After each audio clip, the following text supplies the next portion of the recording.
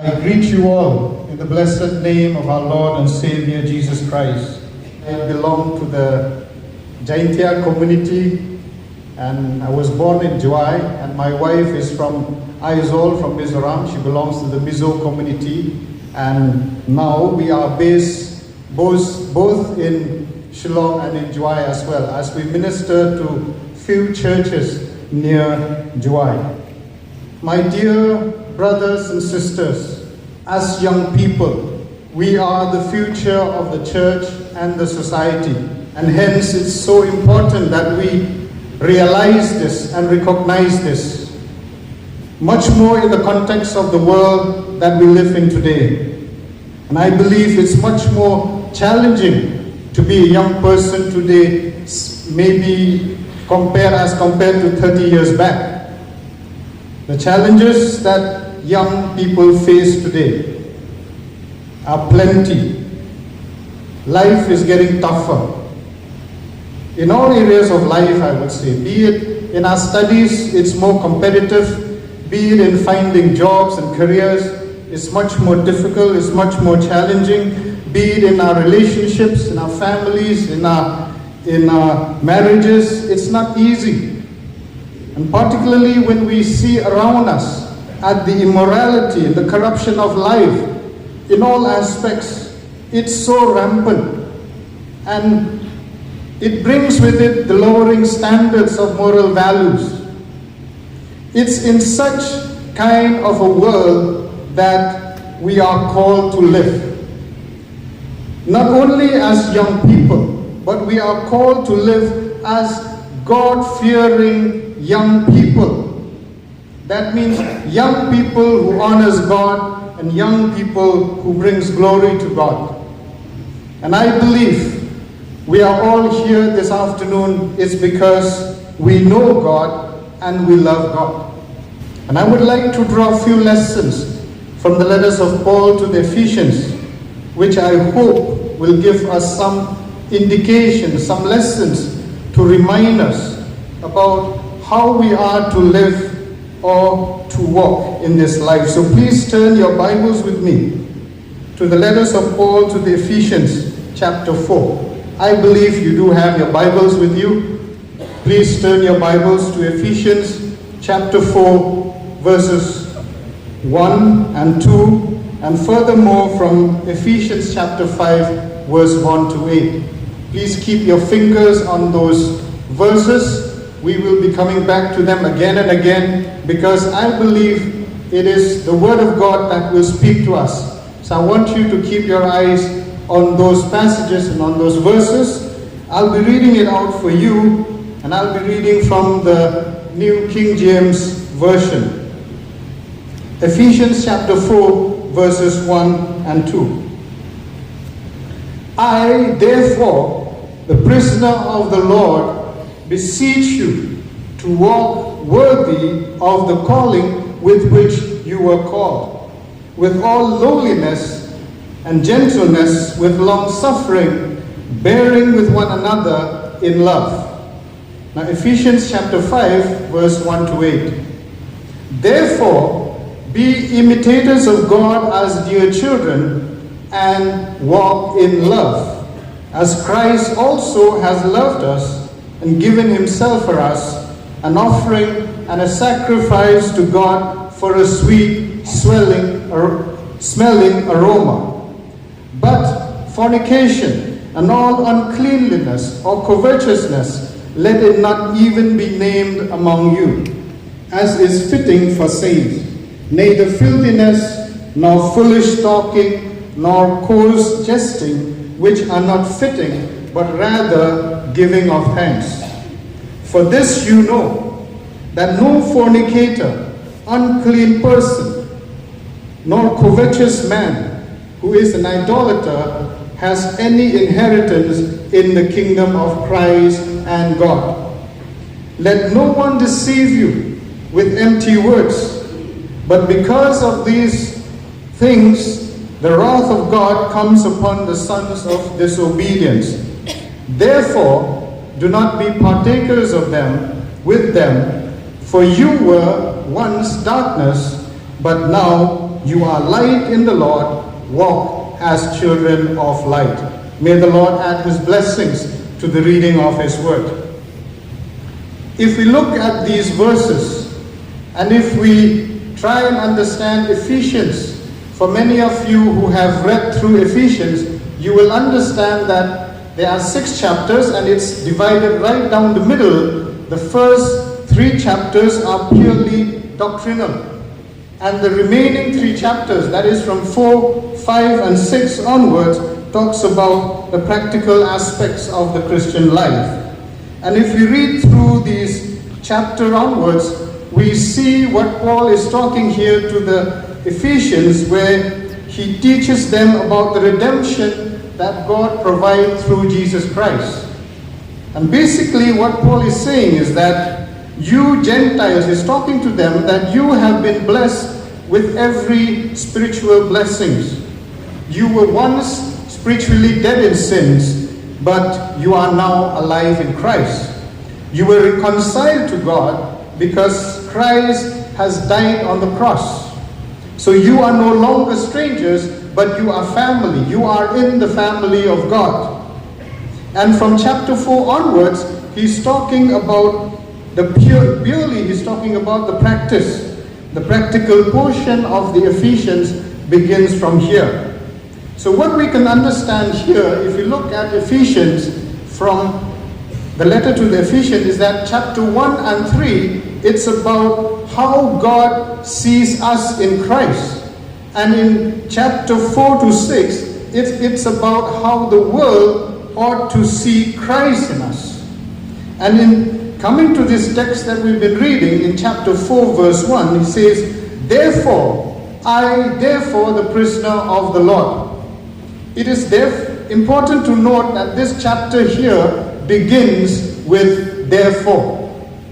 Now this term therefore is a term of conclusion, which means he has said everything he needs to say in verse 1 to 3 about the doctrine part, and he says here, therefore, this is what you need to do now.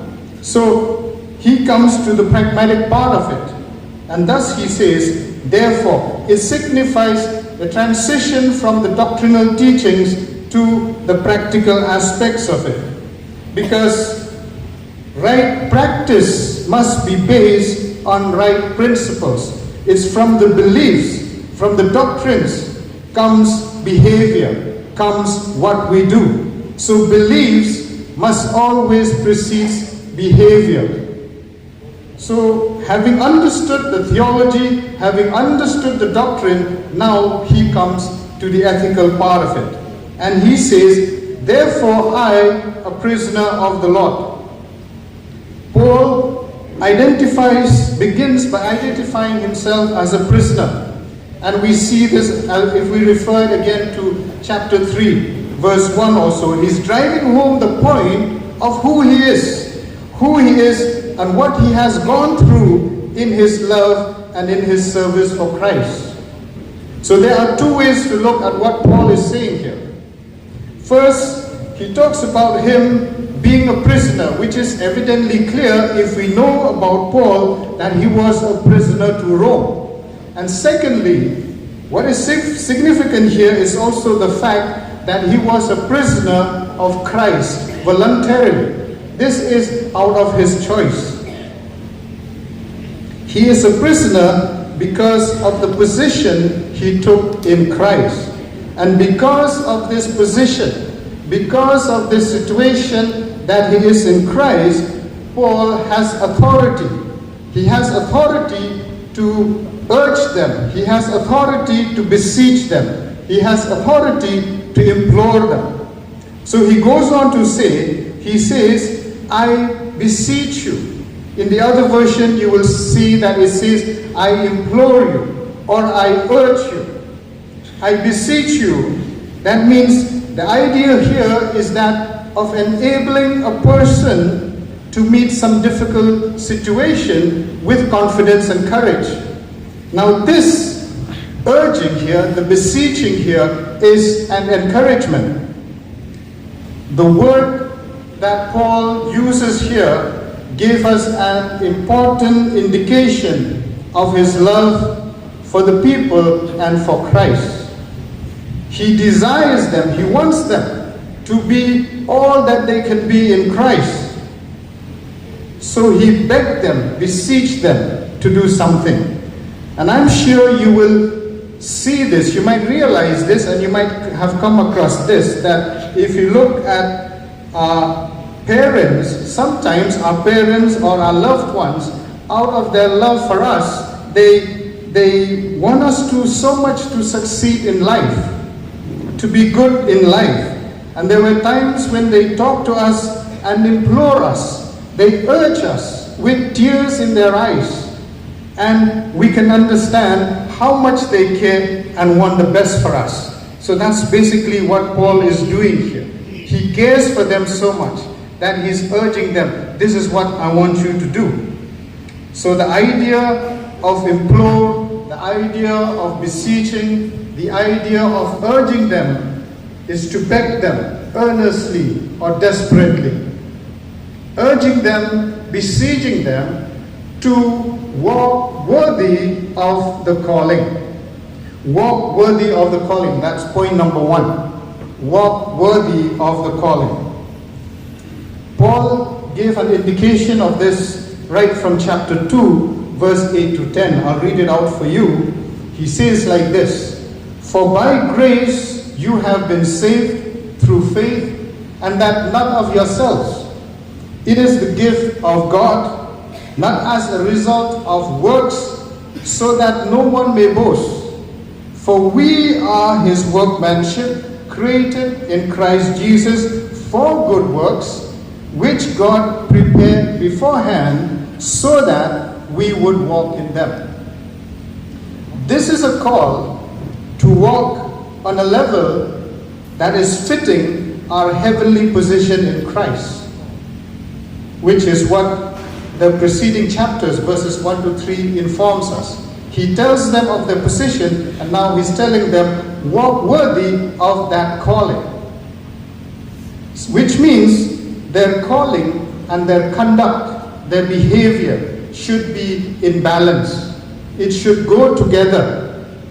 And this is an important truth for us as young people to keep in mind here. Listen to this. We do not become Christians by living the Christian life. We do not become Christian by living the Christian life. Rather, we are exhorted to live the Christian life because we are Christians. We are exhorted to live the Christian life because we are Christian. And if you and I here today call ourselves as Christians, we are to live that kind of life. And to walk means literally to go here and there or to trek around. In the figurative sense, to walk in the original word, it refers to one's habitual way or direction in life, or in other words, a lifestyle. So in simple terms, to walk in the Christian life means activity. It means progress. We don't walk by getting stuck in one place. Walking is a progress that we move from one place to another place. So implying here that to walk is to live your life. And you will find this in some other version, in some other translation. They say, live your life worthy of the calling. In some version it says, walk worthy of the calling. Because walking is not something that you do that's in the air. Walking or living your life, it's right where you are. It's in your workplace. It's in your classrooms. It's in your homes. That's where you are called to walk worthy of the calling. It's wherever you are. And Paul says, walk worthy, in a manner worthy. The meaning of this word worthy, it means to balance the scales. To balance the scale. That implies that there should be a balance between one's beliefs and one's doctrines and one's behavior. Which means things on one side should correspond with things on the other side. And Paul is exhorting them to give equal weight in their lives to their doctrine and to their practice, which means these two should go together. There should not be imbalance between the doctrine and the practice here. That is the belief and the behavior. He's saying, walk worthy of the calling. And the calling here refers to the prompting. The prompting that caused them to believe. Paul is thus urging his readers, the Ephesians, to live a life that conforms to their saved status before God. Because they have been saved, now they are supposed to live like one. And this calling is for everyone. Salvation is for everyone. And this is not difficult to understand, I believe, the calling. As for many of us, I hope and I believe that we can confidently say that we are saved. And I believe that for all of us who are here are called by God.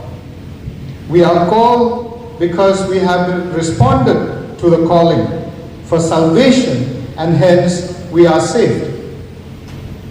Now Paul, knowing he knows who he is in Christ, he urges us, he challenges us.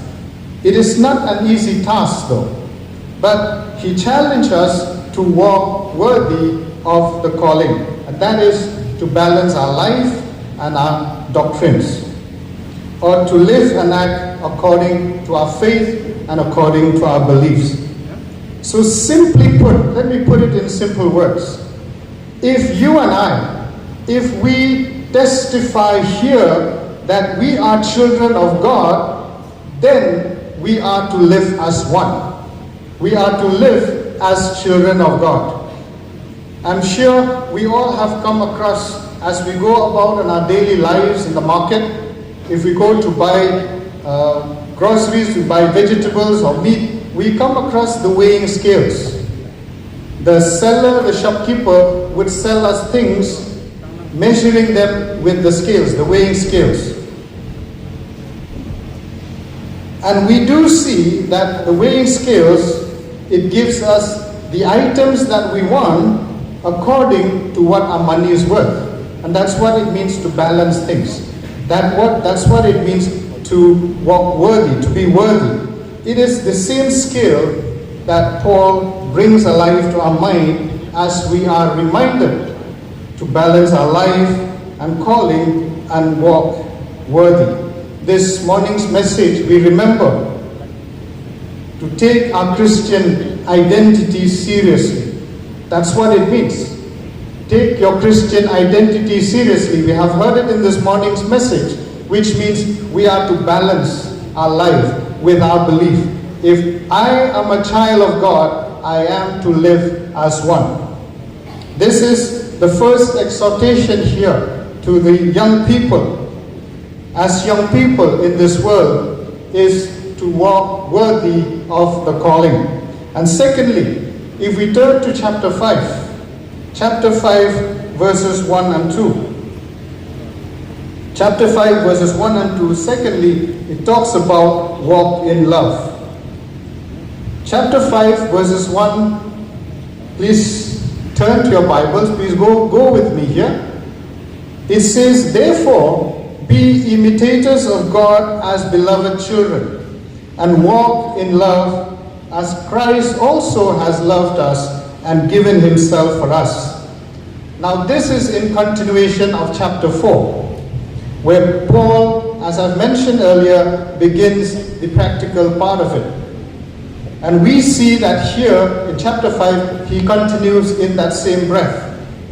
And if we read the preceding chapters, he gave us a long list of what not to do as Christians, and at the end of this chapter, he gave a positive instruction of what the Ephesians were supposed to do. If you look at chapter 4, right at the end of chapter 4, he instructed them to be kind to one another, tender-hearted, forgiving each other just as God in Christ also has forgiven you.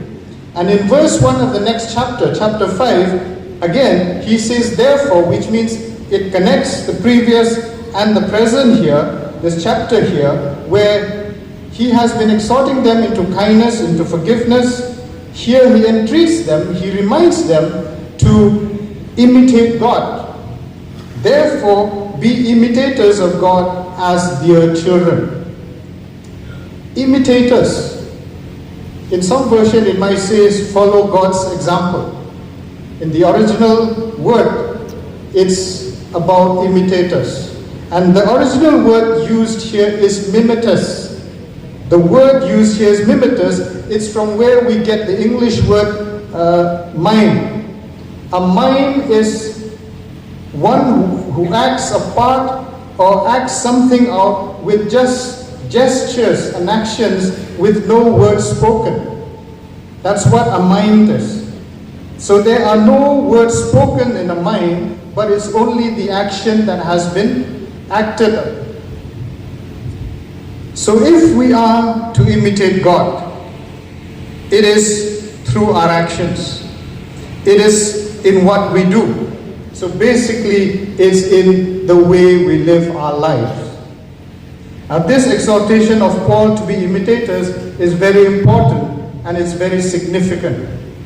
Significant for us to understand, and we need to keep in mind that from the time that God created us, from Genesis, when he says, let us make man in our image, from that time, when he says, let us make man in our image, he wanted us to be like him, in his image. And furthermore, if you look at the New Testament in 1 Peter chapter 1, he tells us to be holy, for I am holy.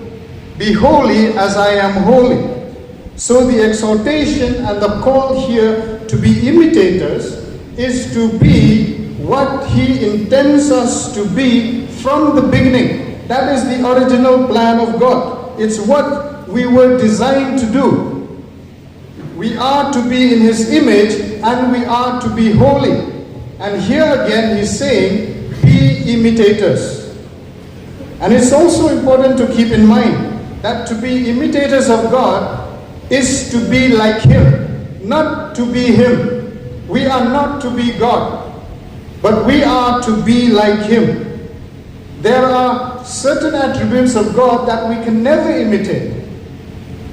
There are attributes of God like being all-powerful, all-knowing, or being self-existent. These are the traits that we cannot imitate.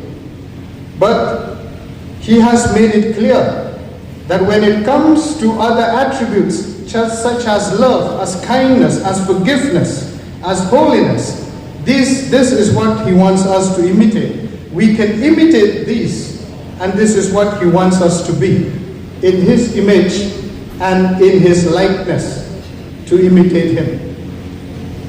When it comes to imitation or copying someone, whether consciously or subconsciously, it is important for us to understand that we cannot imitate, we cannot copy people whom we don't know.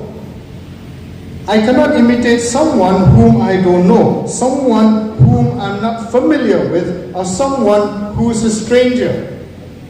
In fact, the truth of the matter is, we can only imitate people. If we are to imitate people, we can only imitate those people whom we know so well.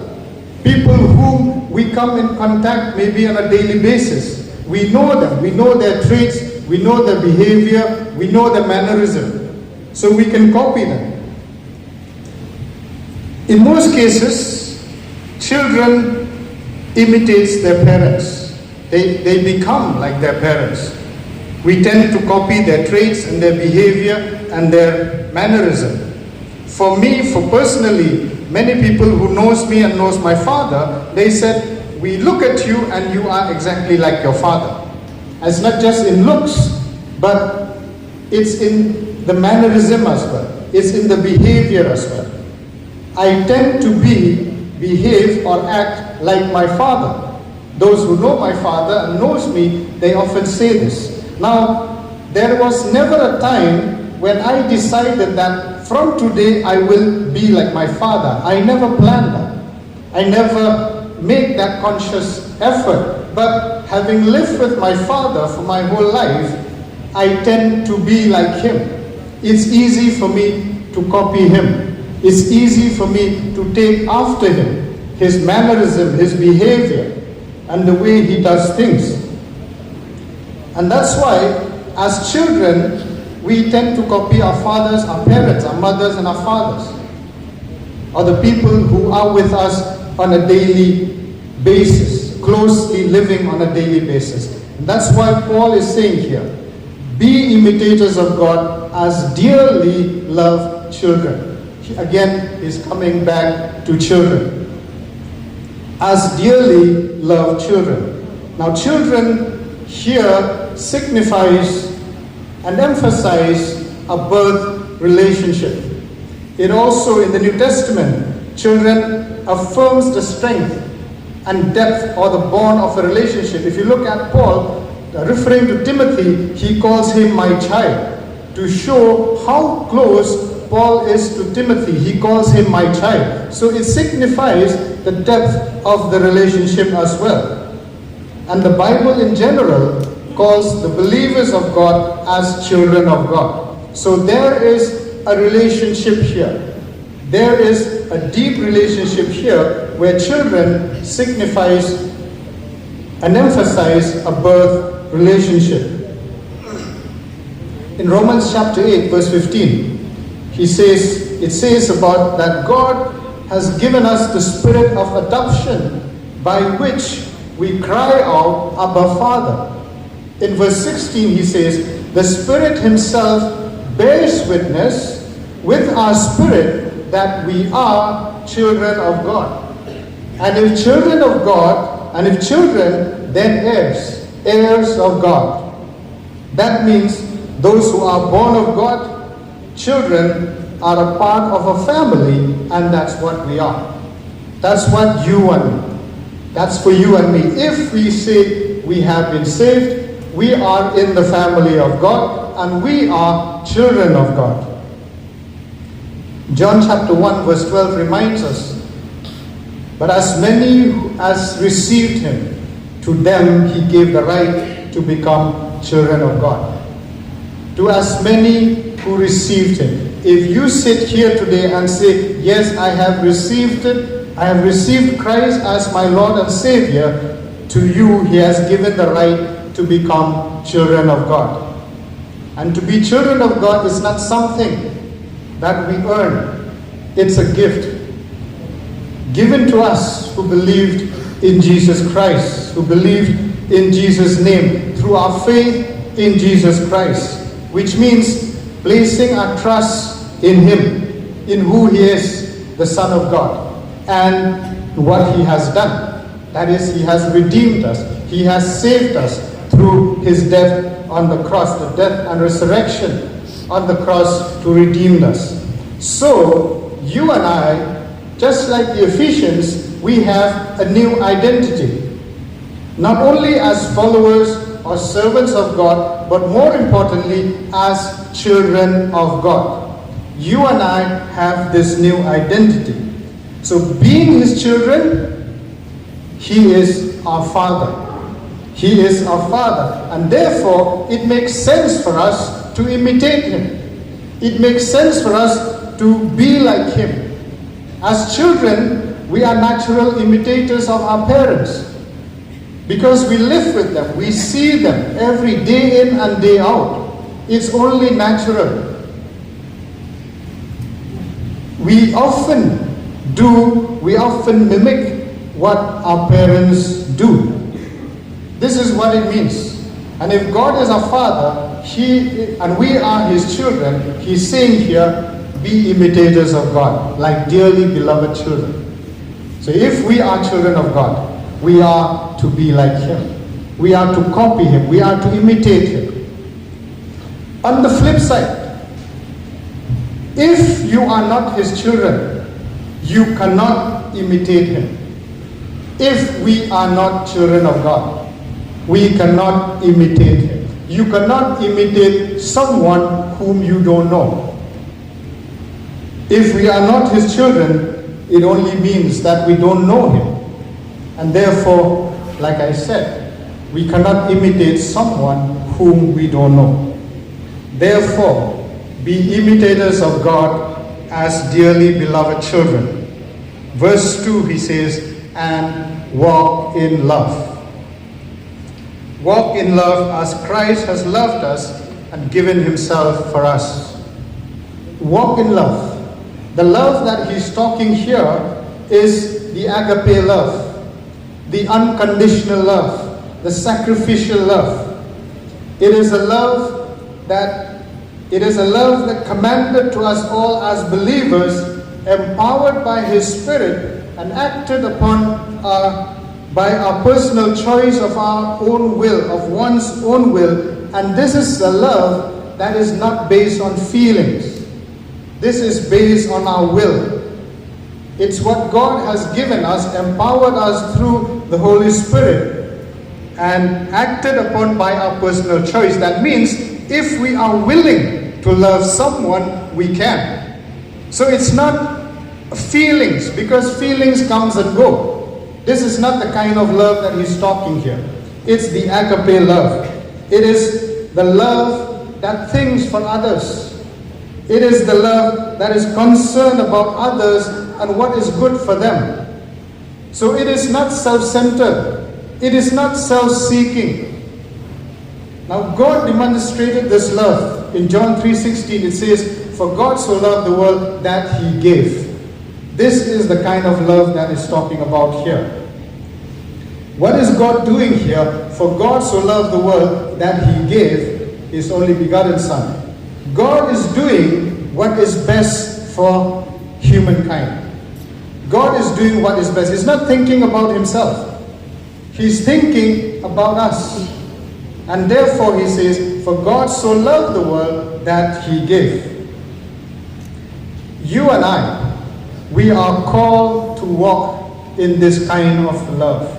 This kind of a love. The love that gives freely.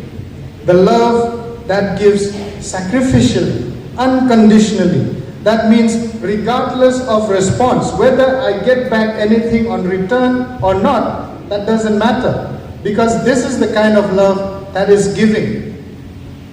Not to expect anything in return. That is to put others first above oneself. To think of the need of others.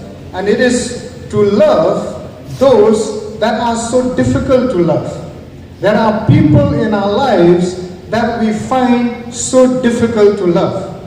We cannot love them. It's not easy. There are those maybe that they don't deserve our love. Maybe our enemies. We cannot love them. And here the love that he's talking about here is a love that is overcoming all of that. A love that doesn't expect anything in return. A love that is loving to those that are difficult to love. Because that's how Christ loved us. That's how Christ loved you and me. But God demonstrated his own love for us. His own love towards us. In that while we are yet sinners, Christ died for us. While we were yet sinners, Christ died for us. That's in Romans chapter 5 verse 8. While we were sinners, we don't deserve anything. And yet God loved us. That's the kind of love he wants us to walk. Walk in this kind of love. When we are still unlovable, yet he loved us. The command here is to walk in love as Christ has loved us and given himself for us. It means we are to live a life that is dead to self. We don't think about ourselves anymore, but give of ourselves to others. When we are self-centered, when we think about ourselves, It's only about I and myself, and that's where we sin. If you notice that I is in the middle of sin. I is in the middle of sin. And that's where lust got a hold of us. Because lust is grabbing, it's taking, it's thinking what I want, what is best, what is for me. It's not about giving. And the love here is about giving. God so loved the world that He gave. And if we love someone, we give something. Somebody said that you can give without loving, but you cannot love without giving. We cannot love without giving. There's a song also that says, love gives more than it takes. We give more when we love. We don't think about ourselves. When the self comes first, that's when we commit many kind of sins. Because we always want, when we think of the self, we want only what is best and what is good for us. But when we have this kind of an agape love, we want to think for others. We give to others first. That's the kind of love that Jesus has demonstrated to us. God loves, and so He gave. And we remember that that is also the second part of the greatest commandment. You will find in Matthew chapter 22, verse 37-40, He says, love your neighbor as yourself. And often it is easy to say this, to love one another. But in reality, it demands a lot from us. It demands a lot from us to love one another. And that's why 1 Corinthians 13 can give us some good guidelines on how we are to love one another. I would leave that to you to reflect on 1 Corinthians 13, as we don't have time to go through that. It teaches us to love even when it's inconvenient, even when it's undeserved. Corinthians 13. So what we have seen here, first, the exhortation as young people in this world is to walk worthy of the calling. And number two is to walk in love. Love that is the agape love that thinks about the other person. And thirdly, we come to the last point. Thirdly, we are to walk as children of the light. That's in Ephesians chapter 5, verse 8. Walk as children of the light. In verse 8 it says, for you were once darkness, but now you are light in the Lord. Walk as children of light. Again, if we read the preceding verses, that is 3 to 7. I'm just reading out verse 8 just now. But if you read verse 3 to 7, there is a long list of rules that we as Christians ought to live by. There are instructions for Christian living. You will find that right from chapter 4, verse 17 onwards, in the previous chapter. And in chapter 5, he's telling us how we should not be and what we should not do. There is so many things that is going on in this world with the people of the world. If you look at this passage, if you look at those verse 3 onwards, there is the fornication, the covetousness, the foolish talk. In verse 6, there are deceivers. There are punishments from God for those who disobey. So in fact, if you look at verse 3 to 6, it kinds of gives us a clear picture of what our world today is like. It kinds of resembles that the time of the Ephesians until now, these things haven't changed. And you will see that we are living in the same kind of a world. And in verse 7, he warns us. Verse 7, he says, therefore, do not be partners with them. And it simply means, do not join and engage in what they are doing or in what the world is doing. So we are not to be partners with them. In fact, this is who they once were. The Ephesians, this is who they once were. And Paul is warning them against going back to their old ways, going back to what they were before, the old path that they used to travel. Paul is warning them here. He says, do not be partners with them. The reason being, you will see it in the next verse, verse 8. Please look at verse 8 carefully. I want you to see something here. In verse 8 he says, for you were once darkness, but now you are light in the Lord. Walk as children of light. Look carefully. For you were once darkness. This verse draws a clear contrast between their old nature and their present nature. And Paul uses darkness to describe the character of life of the Ephesians before knowing Christ, before conversion, we can say. Before that, before knowing Christ, they were void of doctrines. They don't know anything.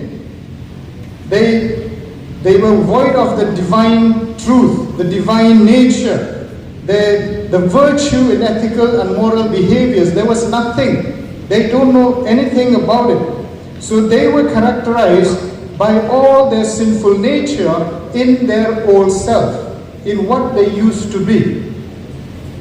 And this is the interesting part. This is what I want you to take note of. Paul does not say, look carefully at the verse, Paul does not say that they were in darkness. He doesn't say that. Paul does not say that they were in darkness, even though that was really their position. But he says they were. They were formerly, they were the very essence of darkness. It's not that they were in darkness, but they were darkness.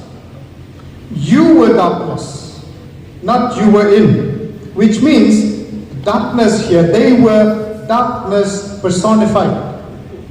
It is a state of being. It is who they were. And darkness in the Bible signifies many things.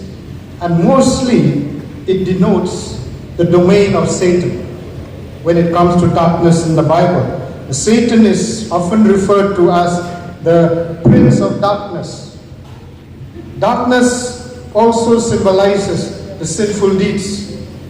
It also represents ignorance, spiritual ignorance, when sin has blinded the eyes for God's truth and light. You will find this in Ephesians chapter 4, 18, and again in 2 Corinthians chapter 4, verse 4.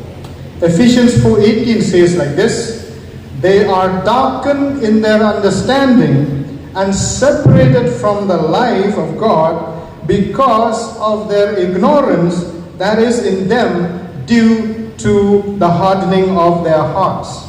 What it means is that being darkness implies that we have no knowledge of the truth. That is the truth, that is God's word. Psalms 119 verse 30 says it very beautifully. He says, the unfolding of your words gives light. The unfolding, when you unfold the word, it gives light, it imparts understanding to the simple. And also one more verse I want to add here. In Isaiah 8:20 says, to the teaching and to the testimony, if they will not speak according to this word, it is because they have no dawn. To the teaching and to the testimony, if they will not speak according to the word, it is because they have no dawn. No dawn means no light.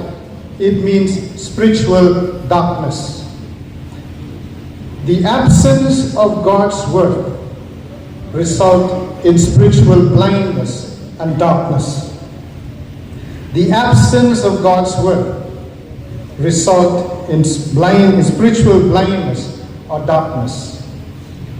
This, my friends, is my concern. For many of us as young people these days, this is my concern, that lack of understanding, ignorance, lack of knowledge from the biblical perspective is associated with darkness. And it implies that we cannot be shallow in our understanding. We cannot be in ignorance and be content with deficiency of knowledge. That is, knowledge, knowing, particularly I'm seeing here, knowledge of the Word of God. We cannot be content with that, with not knowing the Word of God. And I wonder, as young people, how well do we know our Bibles? Young people of today, in this kind of a world that we live today, the question is, how well do you know your Bibles? How well do we know the Word of God? How well do we know our Bibles? I'm afraid that we are only good at forwarding scripture verses as good morning. To all our contact lists, we send good morning with good Bible verses to our friends. Scripture verses in Instagram and in our status, we see that a lot. And I'm afraid, my dear friends, that we are only good at forwarding scripture Bible verses. But we don't really know the Word of God. We don't know the Word of God.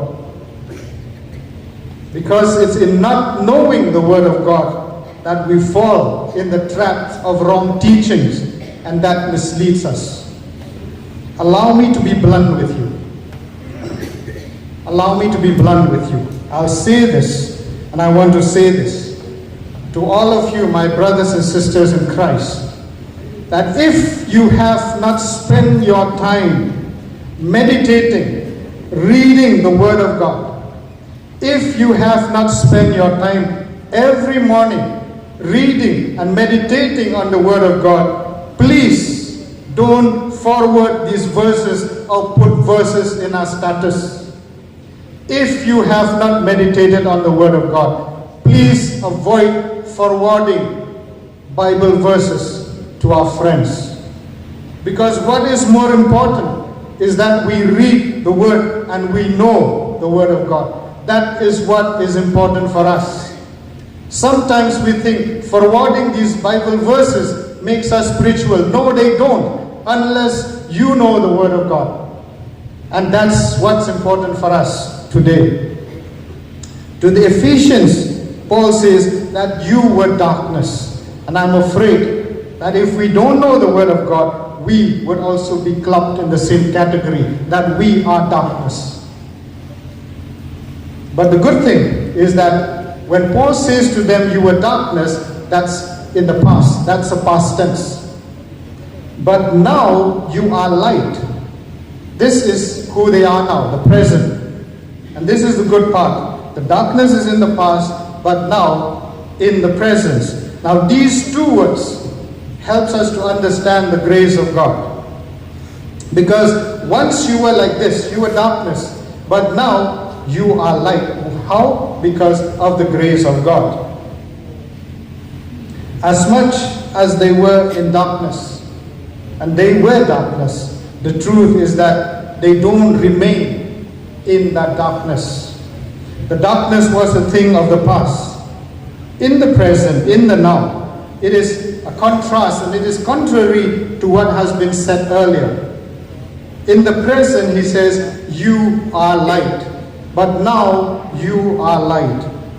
Now Paul here also goes a step further to not only uses light in the metaphorical or the figurative manner as referring to them as those people who are enlightened, but rather he refers to them as light itself. He calls them, you are light. He does not say that they used to be in darkness and therefore you are now in the light. That's not what he says. And this is the power of God, which we can see in the creation story itself. If we look right from Genesis in the story of creation, God created light out of darkness. And just as he created light out of darkness, now he has transformed them from being darkness itself into being light in the Lord. That's the power of God, and that's the grace of God. What darkness does is that it blinds us. You can imagine when there are power cuts and they are pitch dark, you can't, if you put your hand in front of your face, you can't even see it. And we might experience for a brief moment what it means to be totally blind. But Paul indicated that we were spiritually blind when we were formerly in darkness. But light is a condition of sight and therefore of knowledge. And what he's saying here, again, it's beautiful the way he puts it. He says, you are light in the Lord. You are light in the Lord. And we are light only in the Lord. We do not earn or merit this light. We don't deserve this. Which means outside of Him, it's not possible. It's only in Him. It's only in the Lord. Outside of Him, it's not possible. It is only in Him. And he emphasized that they are light because they have that union with Jesus. They have that connection with Him. The very one who declared Himself to be the light of the world. Our theme, we've been talking about it all these days. From the day one till this morning, the theme says the light of life. I'm not going to go into that details. We've heard it. The light of life. It's all because of Him. Outside of Him, outside of Jesus, there is no light. In Him is where the light is. Remember, we are not the light. I am not the light. He is the light. You are not the light. He is the light. And I am light because that light is within me. In Colossians chapter 1:27, the last part of it talks about Christ, which is Christ in you, the hope of glory. So what we understand here, when we have Christ in us, that's when we are light. You are light in the Lord, and if we have Christ in us, we are light. Therefore, he says, walk as children of light. This is the new condition. They are now believers, and therefore, that ought to reflect in the manner of how they conduct themselves. It is their new position in Christ. They are in the new chapter, in the new phase of their life, not of the old anymore. Walk in the light. Jesus in 1 John 1:5 tells us that God is light and in Him there is no darkness. So if God is light and if we are to walk in the light, it means we are to walk in God's ways. We walk in the daily, hourly communion with God, with our mind and with our hearts tuned to Him. That's what it means to walk in the light. As children of light, it means a child of God. We are God's spiritual children, and therefore we possess and we have His divine nature. We have imitated Him. We are imitators of Him. And since we are His children, we are to resemble our Father, who Himself is light, and therefore we are light as well. And all the more, we are to walk in the light. Walk in the light, in His light. And that means to walk away from darkness. To walk in the light, that means to walk away from darkness. It's obvious that light and darkness cannot exist together.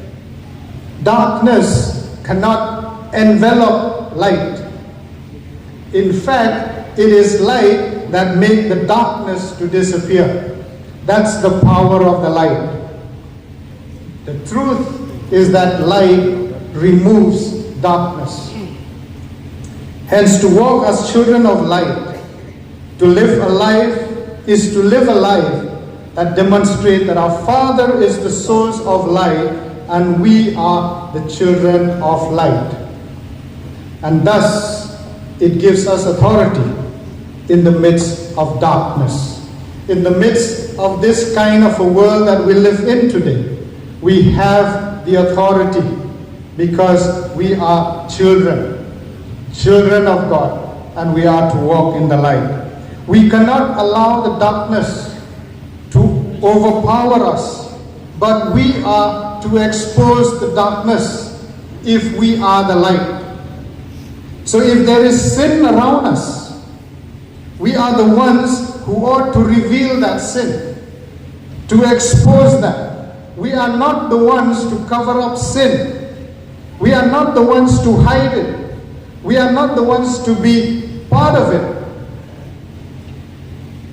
In chapter 5 verse 11, in Ephesians chapter 5 verse 11, he says it. It's very important for us to understand. He says, and have no fellowship with the unfruitful works of darkness. Have no fellowship, have nothing to do with them, with the unfruitful works of darkness, but rather expose them.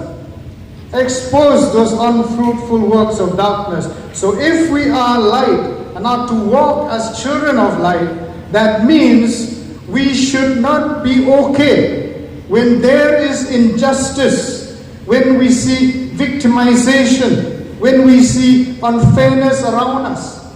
We cannot be silent to that. We cannot be okay to that, because we are light and we are supposed to expose that. When there is injustice happening around us, we don't keep quiet. When there is so much going wrong in our society, when there is so much destroying of God's creation, the nature around us. Yesterday we've heard about from the paper, the creation in distress, and what is our role? When this creation in this distress, we are not to be silent. We are not to condone anything that is against God's will. We are to expose it and to speak up against it.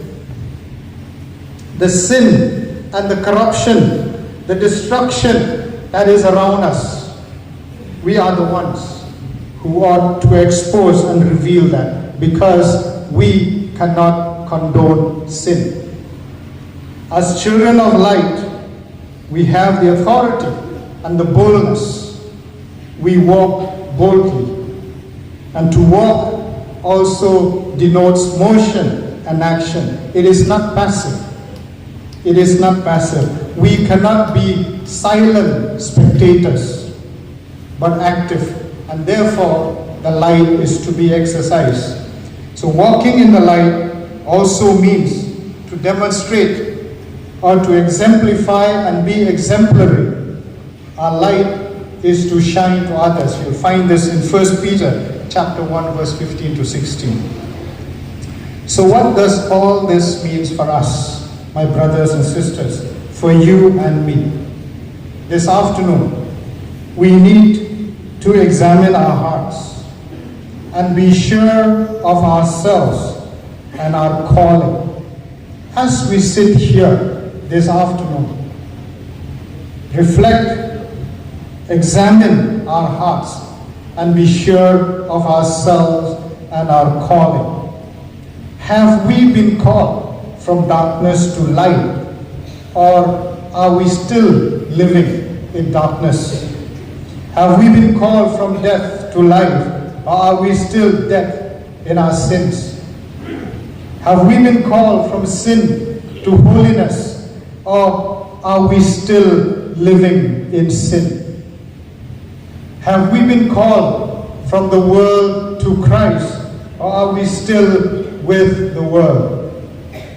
Have we been called from self to God, or are we still focused on our own, only on our own, on ourselves? We are called to walk worthy of the calling, to walk worthy of the calling as young people. And that is our beliefs, our proclamations that we are children of God. If we claim to be children of God, it ought to tally with our life as well. We walk the talk as children of God. We put others first, love our neighbor and our enemies. We walk in love even when it's not easy to do so. We still love because God loves us first. We are no more darkness. We are no more darkness. And I believe that all of us here, we are born again believers, profess to be disciples of Jesus Christ. We are light. Not only we are in the light, but we are light. And therefore, if we are light, we are to shine for others. We are the ones who ought to be a source of blessing. We are not merely channels of blessing. We are not just conduits of blessing, but we are to be the source of blessing. We are light, and therefore to reflect the light to others. There are many others who are still in darkness, still yet to know our Lord and Savior Jesus Christ. It is for us to tell Christ to others, to those around us. God put those people in our lives, around us, for a reason. He wants us to be a light to them. We are to bless people.